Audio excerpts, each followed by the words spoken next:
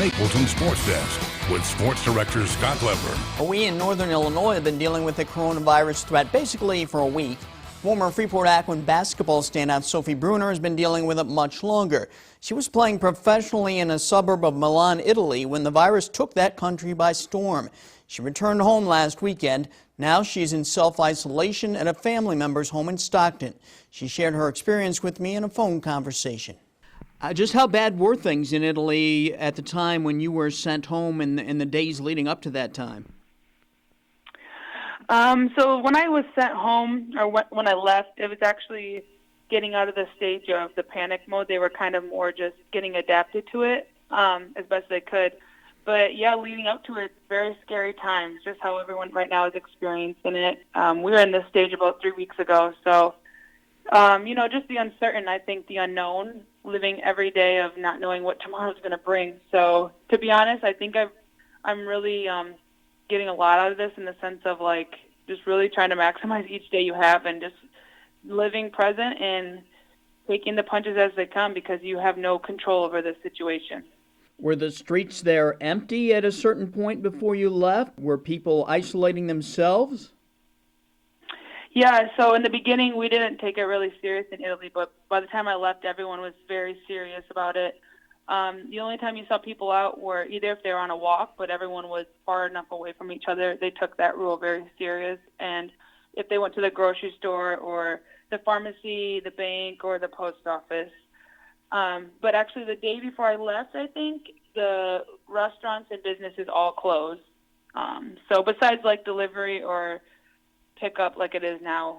So, how much of a challenge was it for you to get back home to Illinois? It was not easy to get home. Just the decision of getting home was hard, leaving everyone there and stuff. But even my coaches and everyone knew the right decision was to get home. So to kind of alleviate the stress of my parents and the family and everyone like that. But yeah, getting through the airports was different because Milan was very strict, and then Germany was different. Getting to O'Hare was thousands of people waiting 4.5 to 5.5 hours. But we got through, we got screened, they took our temperature, and if we didn't have a fever or anything, they let you go, and they just advised you to self-quarantine with nobody for 2 weeks. So that was kind of that. Have you had the test for the virus?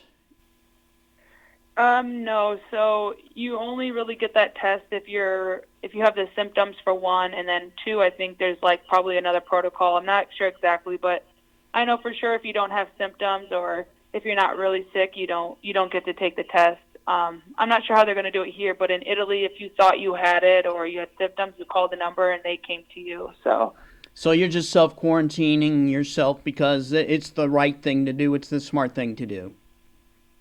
Right. And when we left the airport, they did say to do it, but nobody's coming and checking on me, at least not yet. And I just didn't feel right going home with my family and being around people that I was just in an airport with thousands of people. Who knows what I could have got, So the safest thing is just to go home or just to go away from people for a couple weeks and not even risk getting it to anyone.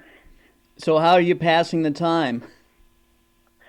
Well, luckily, like I said, I've kind of adapted to it. I've been living like this for almost a month. So just, taking the time to just, kind of regroup and reevaluate, honestly, myself and just I've been doing coloring books and stuff, reading. I've been, talking with a lot of people on the phone, FaceTiming and stuff. But I think a lot of it is just recentering our lives. And I think out of all of this mess, I think that's the gift we can really get.